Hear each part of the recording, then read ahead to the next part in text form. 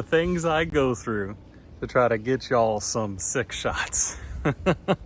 Anyways, welcome to Murphy's Law Garage, and today we install some Whipple Competition air boxes. Let's go do some testing and then we'll talk about it.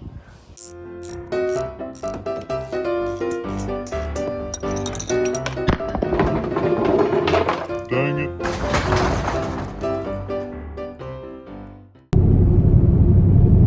Alright everyone, so I am on my way to the protected test location.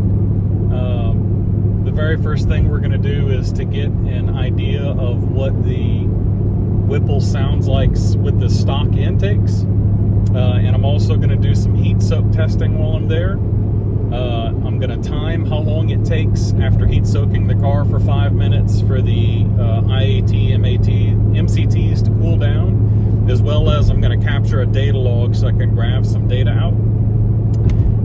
Once I've got the exterior and interior sound clips done, we're going to go install the intakes, and then we're going to do this process over again, capturing outside sound ahead of the car, in cab, data logging for IAT, MCTs, as well as timing how long it takes for it to return to ambient. So the next thing you're going to see is me making some noise. Alright, so the 360 cam is running. Nothing special here. I'm just going to give it some wide open throttle acceleration off the nose so you can hear the blower. I'm going to shut up so you can hear the in cab.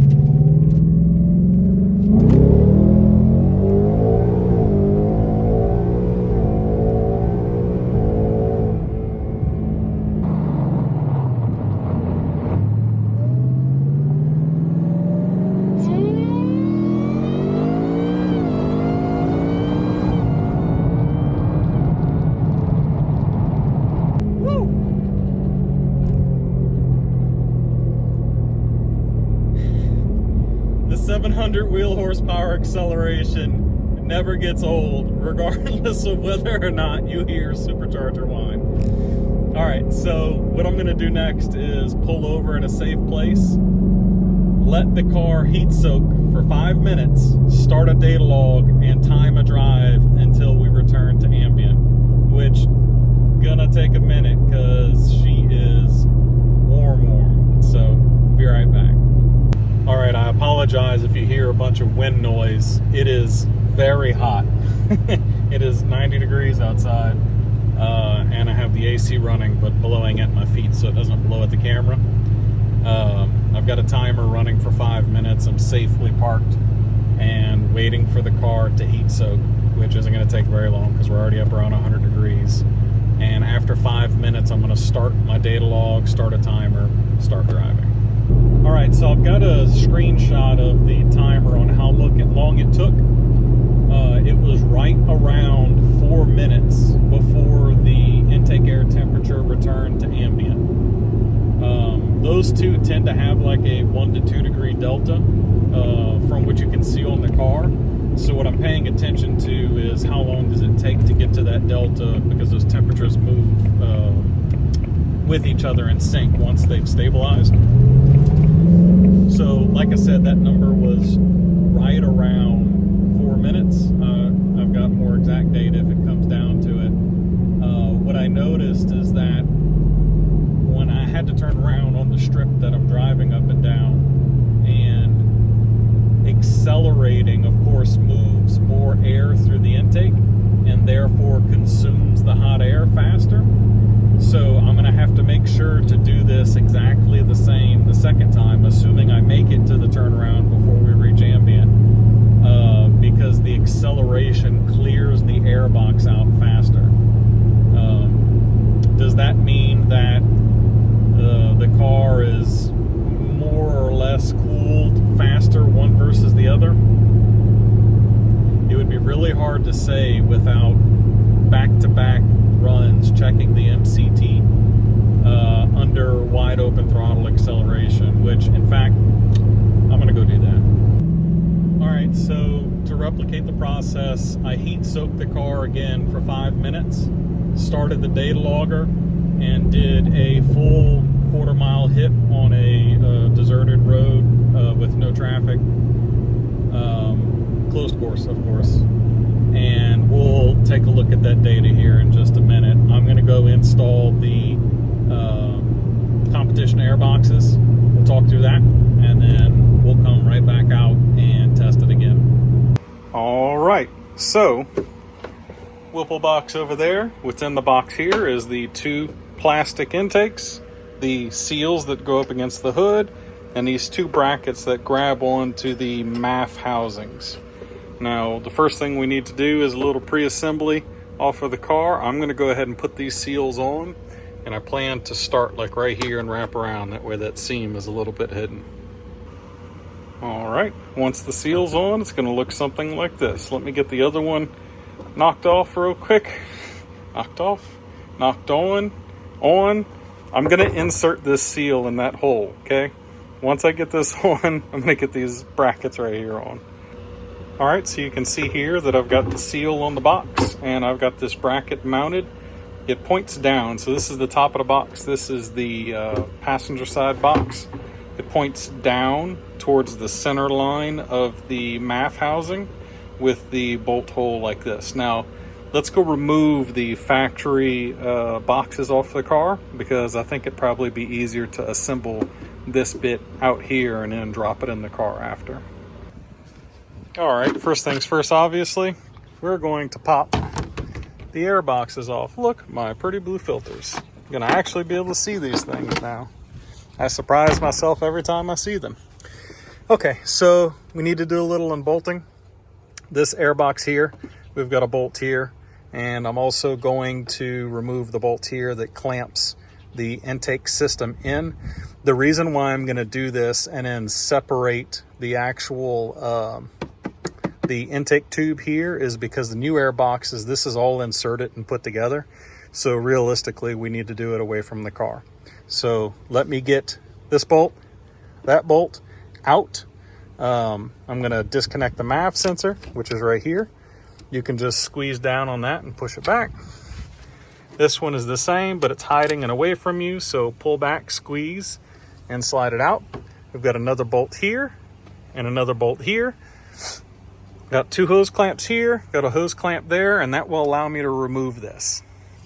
All right, so I forgot to mention one more thing. This needs to come off. Squeeze the sides here and pull this tube off right here. It's a part of your PCV crankcase ventilation system. Now I've got this bolt out, which is a 10 mil. I've got that bolt out, which is a 10 mil. The hose clamps are all 7 mils, and I should be able to back this away like this. And now, wow, look, we got a whole Whipple intake floating in the air. I'm gonna sit that down for now out of the way, and then we're gonna work on these air boxes. So again, bolt here, let me get those pulled out. All right, those bolts are out. Now I can lift up and slide the air boxes out. See that? Sit it over here. We're gonna need to reuse this duct. This one, gonna be a bit more challenging. If your Whipple install went like mine and you followed the instructions, there's a relay and a plug bolted where this bolt is. Make sure to put those back after you're done. This is very tight right here, but you can sneak it out if you pull back hard enough, and then you can slip this box out. Let's take all of this stuff inside and get the competition air boxes aligned where there's air conditioning. All right, so next we need to reuse these soft to hard ducts here that come with the car. They are held on like this. You literally just pull back on the material here, flex it out, and it'll pop off of these ledges that it sits on. And then we can drop them on the floor into the camera bag, and then they pop right back on here. And I doubt I can do this one-handed. Oh, maybe I can. Yep, it's on there. And bam, we've reused the factory bits. Super cool. Let me do the other one. All right, so in the factory lower air box, there is a captured nut here that is on the plastic. If you take a small screwdriver and pull up on that little bar in there, it will slip right off. And then now this belongs over here on the metal bracket. Click right in, and the factory bolt that once held the other two together will go here again in the same place. So you reinsert your bolt, get that tightened down, and the MAF housing is in, and then you can put your filter in. Now I do recommend ensuring that you have the filter pushed all the way back. It is a really snug fit in here, and make sure that your MAF housing is also firmly up against the body of the box before tightening down your hose clamp, because otherwise you won't get a good bite on it and it'll try to move away. And boom, just like that. I've got the filter on here, I've got the MAF housing all bolted on, just like the other side. Now, there is going to be, I believe, let's go look. Yep, there's a rubber gasket that gets pressed in that fits with the box. I'm not sure that this is intended to go on. Look, they both have one. Let's check. Boop. Does the air box have the same nipple? Yes. These can just be sat in the car, so I'm going to go ahead and sit them in on the car side before sitting the air boxes in. So something I want to get into is explaining why these air boxes are different. So from the front, they are the same, right? So you have the same snorkel being used off the nose of the car. Factory air box has no other air intake, but the competition box also draws air from behind and under the headlight region right here. So that's one way it pulls in more air. So the reason why that's important, you'd think, well, wouldn't this air be warmer than this air? Yes, but that's not exactly what's happening here. So you'll notice in my testing, whenever I show the data, that the car refused to drop its IATs, at the MAF sensor, the air that's here, cooler until I was wide open throttle, not only putting more air pressure on the nose, but the supercharger, of course, was intaking a tremendous volume of air this way, which would drop the air temperature that you'd see inside of this box. What this allows to happen is air is going to travel in, swirl in the box, and then recycle back out underneath the headlight. So you're not actually, when you're moving, going to be sucking in air right here. Of course not, because you have a tremendous volume of air that is being rammed into the front of the intake. So the air is going to come in, it's going to go through the underneath of the box, it's going to swirl, and any overpressure is going to go out this way. Remember, this is a forced induction car. We're not worried about the slight gain you might get from trying to pressurize the intake. You're still pressurizing the air filter, which helps the media be more efficient. But more importantly, what you're doing while the car is moving, you're turning this air in here and chucking that hot air out of the face of the intake. So you get to ambient air temperatures faster. Now on Whipple's website, they say that these boxes improve horsepower. Well, they're going to do that one of two ways. At my power level on a stage 1, you're not going to see a horsepower on a dyno increase, because this is already enough airflow. This was already enough airflow to feed my car. But because this bigger air box has more volume of space around the filter, it improves flow into the filter, which will improve horsepower, but only on a car that's somewhat restricted at much higher horsepower levels. Let's say a 900 wheel plus would benefit from that more than likely. Just as an example, I'm not sure where that line is. Maybe it's 800 plus wheel.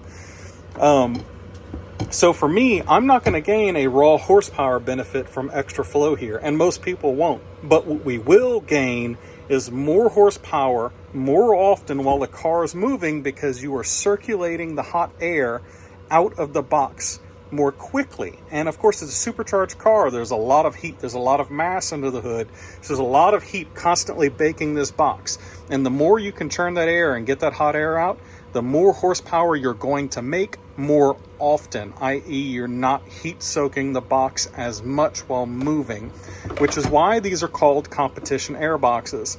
These air boxes, they look great, and we're going to find out soon, but they should sound great. The big benefit here is improved airflow, air circulation while the car is moving. So on the road course or on the quarter mile, you're going to see lower MCTs. Those manifold temperatures are going to be dropping.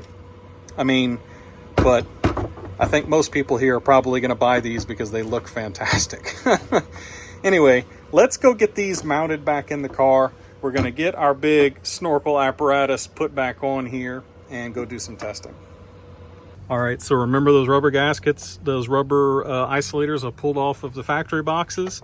They've been returned to their home in the car rather than on the boxes, because they don't attach to them like they did on the factory ones. Now I'm gonna stick the two boxes in. All right, note to everyone else doing this, the passenger side air box is still proving to be very tight. Remember, we had to pry it up from around this. This box is much more rigid.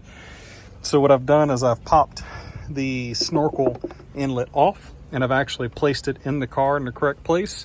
That way I can snake the box into it rather than trying to put the whole assembly in at one time. All right, boom, just like that. The passenger side air box is in. That is the cheat code. Put the snorkel in first, and you can just slip it in. You kind of rotate it in like this, and it slips right past the box here and sits in. So we're back in our factory rubber grommet right here. And I've also got the bolt on holding our relay for the heat exchanger pump. So let me get the driver's side box whacked in. I'm gonna just go ahead and put the snorkel in ahead of time, just like I did for this side, because it's just easier. It's got soft rubber on the front, and I can make sure it aligns. All right, now that I've got both air boxes in, no big deal, went right in. I've got the MAF connectors reconnected. I'm gonna go ahead and put the snorkel in. All right, and once the snorkel's in, and get our mass airflow sensors reconnected on both sides. I already got this one, and I'm gonna go ahead and put our PCV tube back on again. Click, and that's it. All right, it's trying to rain. So I need to go hurry up and do some testing on this at the dead end road. Oh man, there's a lot more junk in here for this ride. Air conditioning off, even though I'm going to die. I can already tell you there is not an inconsequential amount of extra noise in the cab. I don't think the camera's microphone is going to be sensitive enough to pick it up, but boy is it there. Let me shut up, let's drive.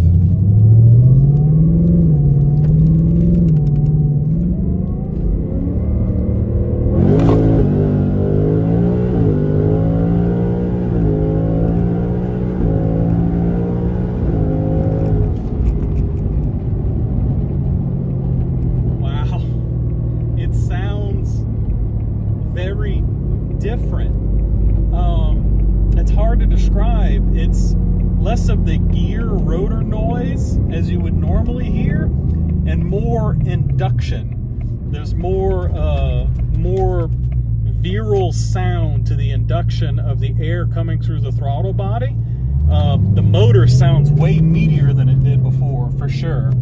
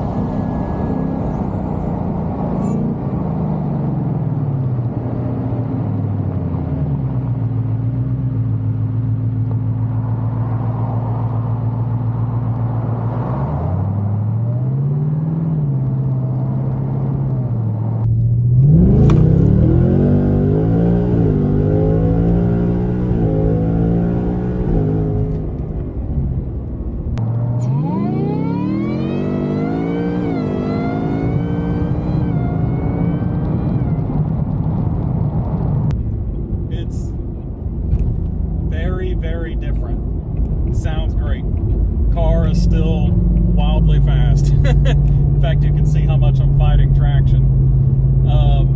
Okay, it sounds amazing. It's just so hard to describe. So hopefully it's coming across on camera to you just how much more visceral the sound is as compared to stock. It's not louder, it's slightly louder, but the pitch changes a lot. It's a lot deeper. Less whiny, more growly.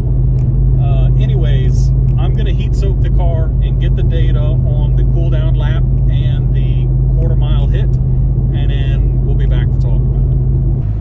Well, hold while I start the data log here. Something is happening that I did not expect. It is about 3 or 4 degrees cooler right now than it was earlier when I did the initial test. It did not heat soak near as much. So the inlet air temp is at 104 degrees right now. The inlet air temp was 118 degrees before. And so we're factoring you 3 or 4 degrees. That's what, 115 to 114? I'm locking in at the speed limit right now, watching it cool down. That is not an inconsequential difference in the amount of heat soak that the car had sitting. That's surprising to me because the intake is up against the competition intake from Whipple is up against the hood, which is being heated by the sun. It's still, 87, 88 degrees outside. The sun's out mostly between the clouds. Regardless, the hood is hot as hell. The engine bay is hot as hell. And it stayed a lot cooler. And it hovered right around that 100-something degree mark for a long time before it even barely started crawling up. Whereas before, when I shut it off at 5 minutes with the stock intakes, it was 118 and climbing. It was going up. That's insane. I did not... It's got to be the fact that that second air port allows more air to move through the box, like I explained, because I did not expect that. I expected this to heat soak worse than it did before while holding still, and that's not what's happening here. Anyways, I'm gonna keep driving until it gets cool, and I'll let you know. Alright, so interesting tidbit. I'm heat soaking the car again. I had to stop the data run because it was not coming back to ambient like the stock airboxes do. Which, okay, I guess that kind of makes sense. As long as you're steady state moving, it is consuming more hot air than the factory airboxes. The hood is hot, the engine bay is hot. It's got both of those orifices feeding air in, and it's just not evacuating the hot air. In fact, if you slow down, it'll steadily creep up. You speed up and it'll drop. It would not come back to ambient. So while cruising, no. The second you get into it and accelerate at all, especially wide open throttle, like that, the air temperature drops to ambient. In fact, on a couple of gentle pulls, it actually dropped below ambient for a second. So car showing 87 outside, and that could be within the delta, but still, I mean, it gives you an idea. It drops immediately to ambient under acceleration. It's a competition airbox, and that just, it makes sense. I don't know why it heat soaks less sitting at an idle. You think that problem would be exacerbated, but it's not. So I guess it's a good thing. It won't heat soak the hell out of itself while you're sitting at a stoplight. But if you're cruising down the highway, it will not be as cool as the factory airboxes, which are perfectly sealed and only allow fresh cold air in. So once I'm done heat soaking it, I'm going to do my quarter-mile data run, and then we'll head back and talk about the data. Though I'm sure the 360 cam did a great job, let's see what it sounds like just revving with the better microphone on the iPhone camera. It sounds, if you roll the window down, like there's a lot more whine there. Let's find out.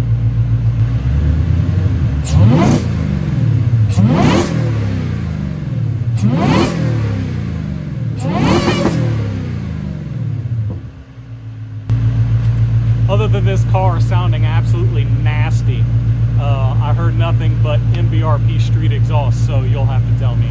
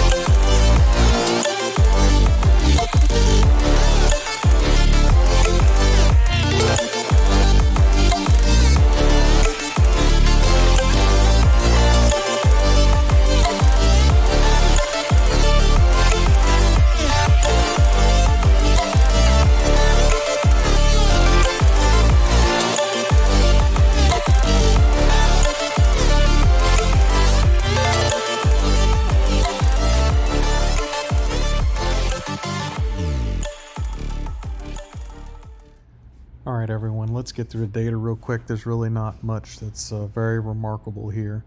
So this first graph that you're seeing is the wide open throttle pull simulating a quarter-mile run. The red lines here down at the bottom are the ambient temperature as read by the temperature sensor behind the bumper. The darker red line on top is the before the intakes. The lighter red line is after. You can see here that there was a temperature difference or from one run to the next, and that was about, let's see, 87 to 92, so 5-ish degrees of delta here between the two runs. The green lines here represent the intake air temperature, or as read by the mass airflow sensors. This is the only place where something confusing happened, and I mentioned it in video just a little while ago, and that is before the intakes, this temperature is much higher, 117 degrees, and after putting in the competition intake, we're around 103. That 14-ish degree difference, 15 degree difference, it varies. It's a little greater up here. I can't explain this. This is the competition intakes heat soaked significantly less, and you can see this in the data on the cool down as well, significantly less than the stock air boxes. My ongoing theory with this is that it's possible that the fans, the radiator fans, were blowing so hard that they're siphoning cold air as they expel heat through the heat extractor. So the radiator fan kicks on, it's blowing really hard. The heat extracting vent on the hood is blowing out hot air as the radiator fan pulls it in, and that movement of hot air out of the engine bay might possibly be siphoning cooler air in around where the headlight is, and that might be giving it access to more cold air without soaking heat because of that vent, that opening that's on the headlight, on the air box that's next to the headlight. That's the only thing I can think of why this happens. It's a huge difference, but as soon as you get moving here, and you can see my throttle input as represented by the black lines, as soon as I get in the throttle here, you see those temperatures drop here, and they basically follow the delta of the temperature difference we have here that was outside. And you'll see here the blue line is the manifold temperature. This is after the supercharger, and you can see that that 5 degree delta is maintained from the temperature difference before and after. And same thing, dark line is before, lighter line is after, dark line before, lighter line after. So let me scroll down here. We're going to do the cool down drive. So for this run, as well as the run before, the car was thoroughly heat soaked for 5 minutes before I started the run. That's why these temperatures are so high. The colors are the same here, so the dark red line is the ambient before, the light red line is the ambient after putting the intakes in. And same with these, you have the intake air temp and then the MCT temp in blue. So we continue to have a delta here. In this case, the delta is about, let's call that 6-7 degrees. That delta isn't quite represented here throughout this run.